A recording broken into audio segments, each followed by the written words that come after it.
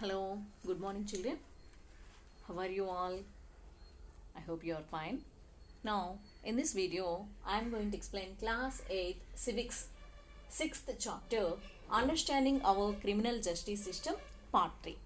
Okay, in the previous video, I have learned how Shanti's case come to an end and what is the role of the police and what were the guidelines given by the Supreme Court and what were the fundamental rights, uh, whatever the rights given to the arrested person during arrest. Everything you have learned. What were the rights given to the arrested person? He should be informed what time of arrest he is going, at what time he is going to be arrested. And the second thing is he should be present within the before the magistrate within 24 hours, and he should not be ill treated or tortured. Yes, okay. And then whatever he accepted under the custody, that should not be taken as evidence to the court. And finally, the children who are below 15 years and women, they should not be called to the police station for interrogation. These are the rights given to the arrested person at the time of arrest by the Supreme Court. Now,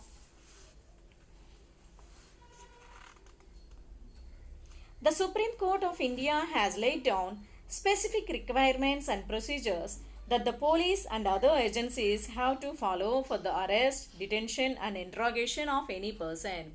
More detail they have given again in this box, children, that the information I am going to read now. See. These are known as the D.K. Basu guidelines. They were known as D.K. Basu guidelines. D.K. Basu guidelines. What were the guidelines given by this Basu? Let's see, D.K. Basu. The police officials who carry out the arrest or interrogation should wear clear, accurate and visible identification and name tags with their designations. The person who is going to arrest the person, he should go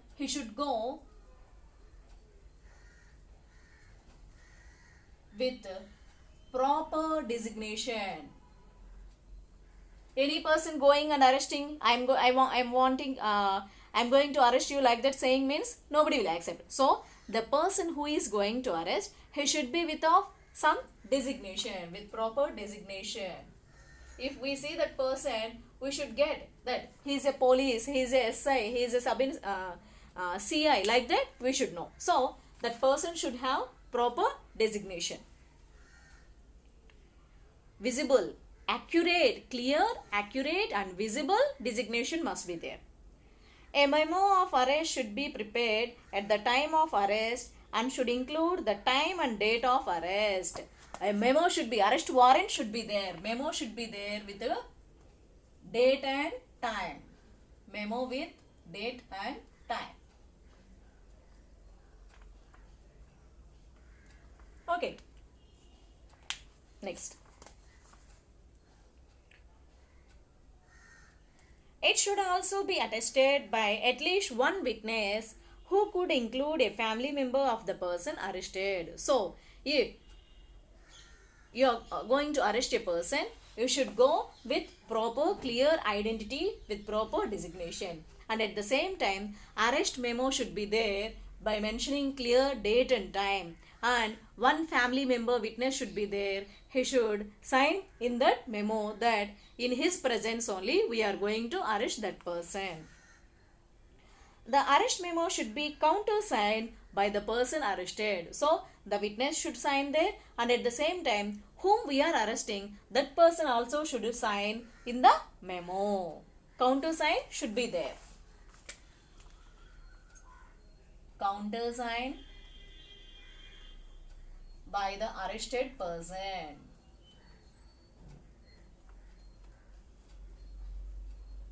And at the same time, family member should be one witness. Family member as witness. These also should be there. Unknowingly, if anybody is going and arresting means how the family members will know. That's why a family member should be as witness there, and the arrested person should countersign on the memo. The person arrested, detained, or being interrogated has a right to inform a relative, friend, or well-wisher. If a police is taking a person for interrogation, for arrest, or he should, that arrest thing should be informed to the family member or friend or well-wisher of that family. That means that arrest should be known to his relatives. When a friend or relative lives outside the district, the time, place of arrest, and venue of custody must be notified by police within 8 to 12 hours after arrest. If that person is living far to their family members and relatives, his arrest should be informed within 8 to 12 hours to his friends or relatives. So, these are the guidelines given by D.K. Basu, by the Supreme Court. D.K. Basu, it's a committee. Okay, persons. D.K. Basu is the head of that committee, chairman of that committee. So, under his guidelines, instructions, that committee has set, made some guidelines, and it was accepted by the Supreme Court. So, these were the guidelines. See one more time, children. The person who is going to arrest should have clear identity and visual designation. Visual, clear and designation should be there. And at the same time, he should be arrested with a arrest memo should be there by mentioning proper date and time. And a family member should be there by the time of the arrest as witness. And the counter sign should be done by the arrested person. If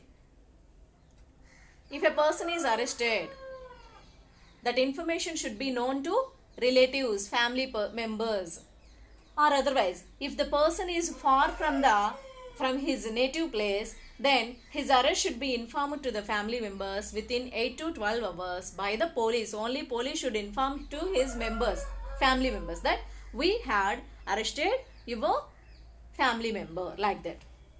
Next.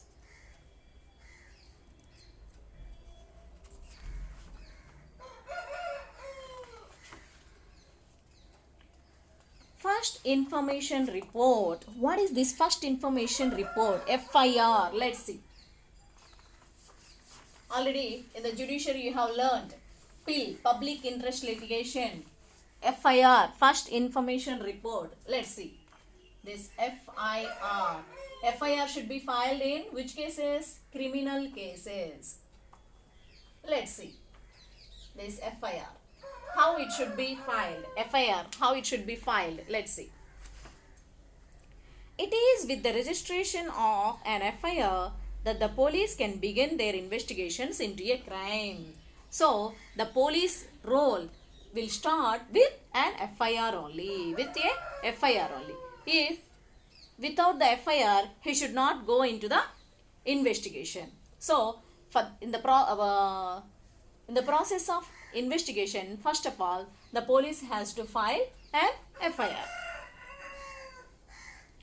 The law states that it is compulsory for an officer in charge of a police station to register an FIR whenever a person gives information about a cognizable offense. If that case is a criminal case, cognizable offense, then the inspector, the police,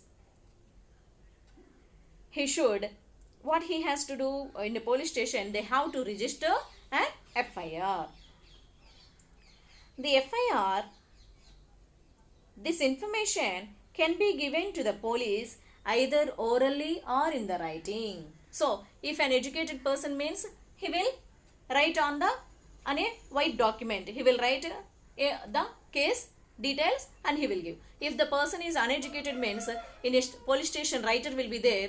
He will note down the things what we have said, and the police will register an FIR about the case.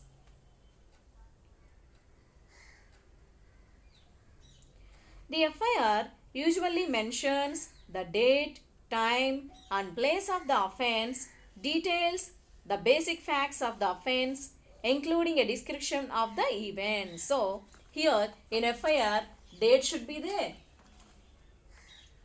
Date.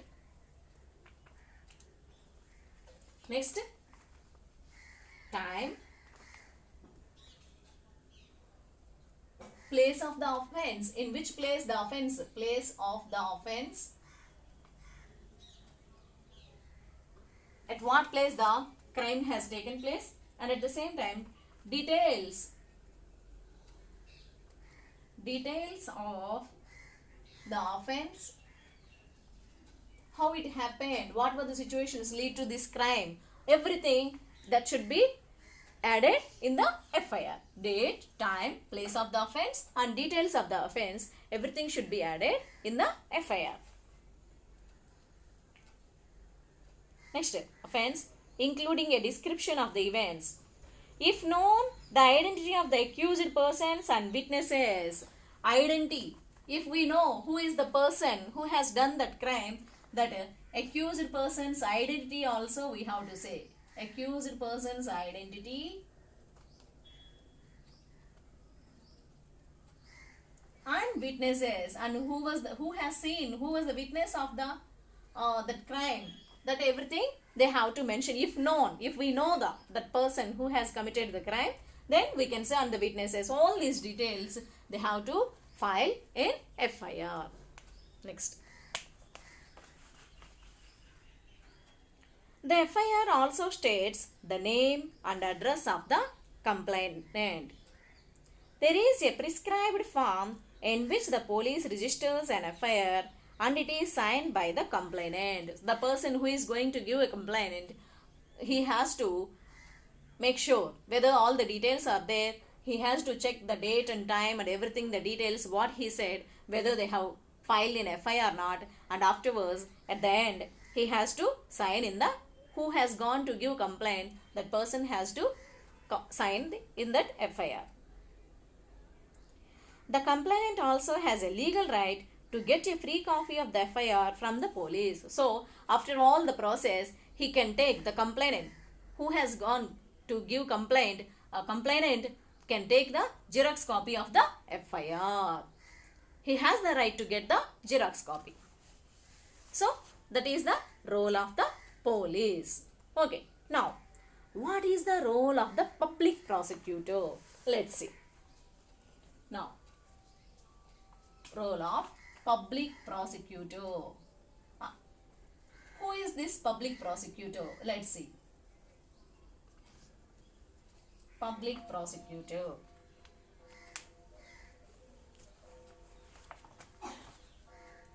A criminal offense is regarded as a public wrong. If you have done any crime, then it is a wrong, a public wrong. What is meant by this is that it is considered to have been committed not only against the affected victims but against society as a whole. In society, you know, already in the previous classes in civics lessons you have learned, society teaches us how to behave, what is good, what is bad. If you have done a crime, any crime, it is lost to that person, not only to that person, and against the society you have done that crime. Okay, not only to the person, against the society you have done that crime. Do you remember the case of the dowry death of Sudha that we read about in the previous chapter? Dowry case, that Sudha Goel, no? Within 1 year they have made her they have taken her to the death bed, and afterwards 2 years the legal procedure has taken place. At the end, to give her justice, that Lawyers and Activists Association, they have filed a bill in Supreme Court. Yes or not? That means society also reacts to our actions. The case against the accused Lakshman and his family was presented by the state. That is why the case was called State versus Lakshman Kumar and others. Okay, state versus Lakshman Kumar and others. Because why the state, on behalf of the Sudha, the state, society was asked the justice. That's why that case was known as State versus Lakshman Kumar and others. Similarly, the above case can be called State versus Shanti Hembram. Okay. Similarly, the above case. Now, in this lesson only you have learnt about the stealing case. Theft case, no? That Shanti has stolen a chain. Like that, they have suspected the maids and they have filed a complaint in the police station. So, in that case also we can call as State versus Shanti Hembram. And not Mrs. Shinde versus Shanti Hembram. In court, it is the public prosecutor who represent the interests of the state. So, on behalf of the society, on behalf of the state, the public prosecutor will represent. The role of the prosecutor begins once the police has conducted the investigation and filed the charge sheet in the court. So, after the completion of the police role, the role of the public prosecutor will start. He will take the details of the case. On behalf of the whole state, on behalf of the society, he will go to the proceedings. He or she has no role to play in the investigation. So, only he will take the help of the police. He will not do the investigation. Okay. Whatever the evidence is, the police will submit to him. On the basis of that evidence, only he will go to the proceedings. Who will go? This public prosecutor.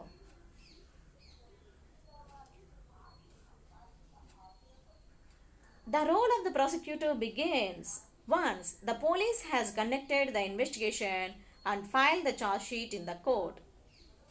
He or she has no role to play in the investigation. The prosecutor must conduct the prosecution on behalf of the state. As an officer of the court, it is his or her duty to act impartially and present the full and material facts, witnesses and evidence before the court to enable the court to decide the case. So, with the help of the police will investigate and they will hand over the details. So, the public prosecutor has to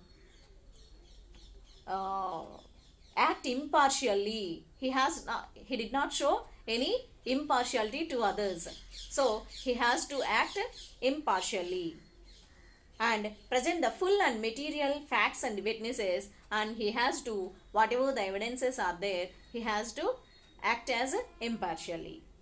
So, this is the public prosecutor. So, he is a lawyer there who acts on behalf of the state. Next, what is the role of the judge? Let's see. Yesterday we have learned there are 4 key players: police, public prosecutor, defense lawyer and judge. Police role over, public prosecutor over. Now you are going to see what is the role of the judge.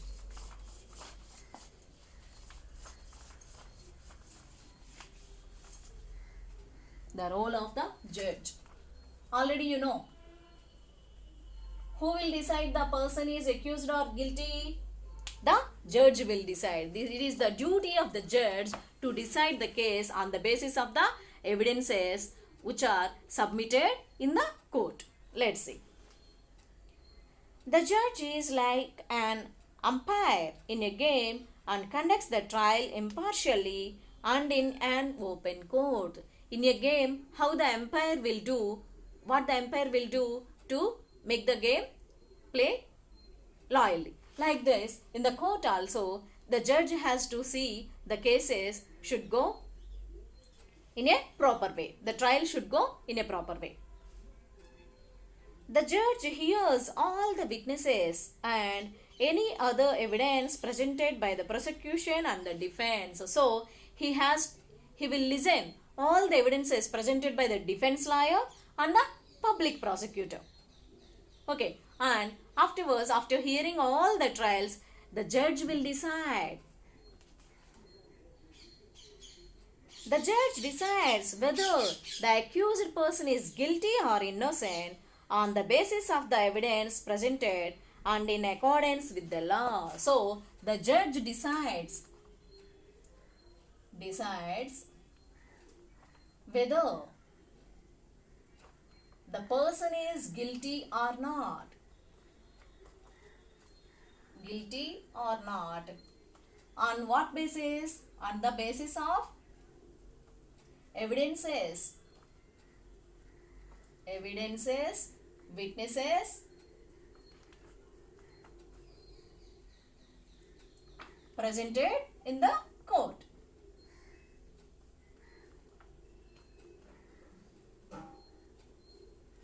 Okay. So, this is the role of the judge. And according to the law, he has to give judgment. Whatever the laws and regulations he has to follow, he has to listen all the evidences presented by the defense lawyer and the public prosecutor. Then he has to give his judgment, his verdict. If the accused is convicted, then the judge pronounces the sentence. He may send the person to jail or impose a fine or both, depending on what the law prescribes. So, as a judgment, he can send the person to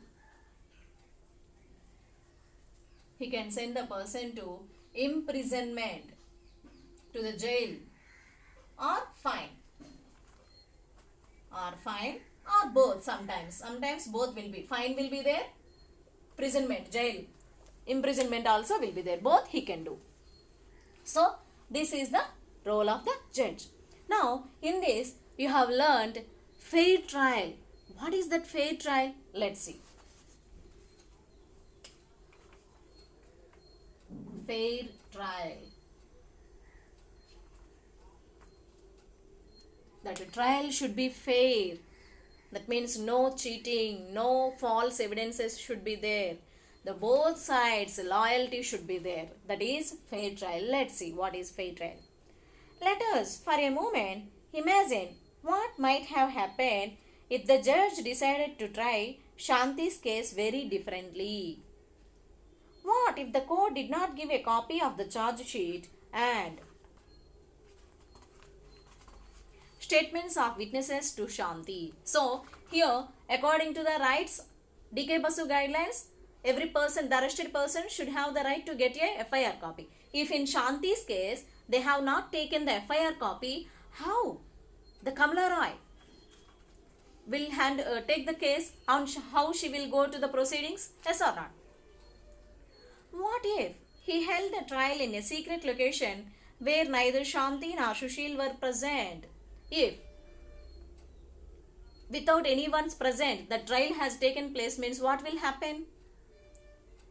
Shanti will not be come out. Shanti will not be proved as innocent. Yes or not? What if he did not give Shanti's lawyer, Advocate Roy, enough time to question the witnesses of the prosecution, such as Mrs. Shinde, and instead had already decided that Shanti was guilty? If the judge has not given time to Mrs. Kamala Roy to question the witnesses, and if he decided himself as Shanti as a guilty person, means what it happens? An innocent should get punishment. Yes or not? If this had happened, then it would be a case of an unfair trial. But is it happened in Shanti's case? No. When Shanti was unable to a lawyer, the state appointed Kamala Roy as public prosecutor and defense lawyer is there. Both of them, in the presence of Shanti, Sushil and all the witnesses were there. He has given enough time and the trial has taken impartially, and finally it was proved that Shanti was innocent. This is because for a trial to be fair, several different procedures have to be observed. Article 21 of the Constitution that guarantees the right to life states that a person's life or liberty can be taken away only by following a reasonable and just legal procedure. Okay, a person's life or liberty can be taken away only by the following reasonable. If the person has evidences, proper evidences that he has committed crime, then only we can go and touch him. Or otherwise, we should not do any harm to his respect. Yes or not? This is the case of his loyalty, and this is the case of his, I can say, the liberty. A fair trial ensures that Article 21 of the Constitution is upheld.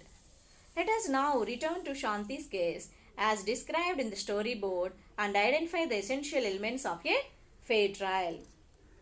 See, one more time we are going to revise Shanti's case so that whether in Shanti's case fair trial has taken or not. Let's see. Firstly, Shanti was given a copy of the charge sheet. Yes or not? Yes. And all other evidence that the prosecution presented against her. Whatever the evidence is, whatever Mr. Shinde and Mrs. Shinde have kept suspects on her, on Shanti, everything they have wrote down in a copy and they have given to Shanti. Shanti was charged with the offense of theft that was defined as a crime in the law. The trial was held in an open court, in public view. The trial also taken place in the court and in a public place only. Her brother Sushil could attend the court hearings, and Sushil also given a chance to attend the court trials, hearings. The trial was held in the presence of the accused. The trial also taken and the presence of accused. Accused person means here Shanti was also there during the court hearings. Shanti was defended by a lawyer. The court appointed a defense lawyer now on behalf of Shanti as she was poor. Shanti's lawyer, Advocate Roy, was given an opportunity to cross-examine all the prosecution witnesses. So, Kamala Rai also questioned all the witnesses, Mr. Shinde and Mrs. Shinde, and at the same time, Mr. Rao, S.A. Rao, that inspector, sub-inspector also she questioned. So, this defense lawyer has also given enough chances. Advocate Roy was given an opportunity to present witnesses in Shanti's defense, and at the same time, Kamala Rai also got a chance to show the loyalty and the innocence of Shanti also. Why? Because as Sushil came to know that this Mrs. Shinde's son's brother's gang only looted all the family members, the neighborhood families, then that information given to Kamala Rai, Sushil gave information and she called that police also, S.I. Sharma also to the, not Sharma, Sharma, and she cross-examined him and she revealed what he caught in that interrogation. Although the police filed a case of theft against Shanti, the judge assumed her to be innocent. It was the responsibility of the prosecution to prove beyond reasonable doubt that Shanti was guilty.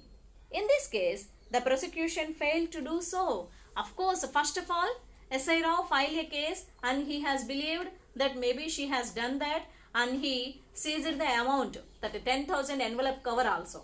But at the end, what it happened? In another case, they caught the victims. It is significant that the judge decided the matter only on the basis of the evidence before the court. So, here, what is the role of the judge? He has to check the evidences presented in the court. The judge did not jump to the conclusion that Shanti was thief just because she was a poor maid servant. So, how long it has taken? Nearly 1 year, complete 1 year, that case hearings has gone. As she was made and as she got 10,000 envelope in her trunk, immediately the judge not decided that she was a robber, yes or not, thief. He has listened all the hearings. Instead, the judge remained impartial, and since the evidence showed that some young men and not Shanti was the thief, he set Shanti free after knowing the evidences that young men gang, they have looted, they have stolen that. So, after knowing the fact, he acquitted Shanti. The judge acquitted Shanti. In Shanti's case, justice was finally done to her because she was given a fair trial. So, fair trial has taken place. That's why she was proved as innocent person. The constitution and the law both state that all of the persons that we have discussed in this chapter should carry out their roles in a proper manner. So, if all these four key roles, who? Police, defense lawyer, public prosecutor and the judge. If four these key players have done their proper duties, have played their roles properly, then only this justice will happen.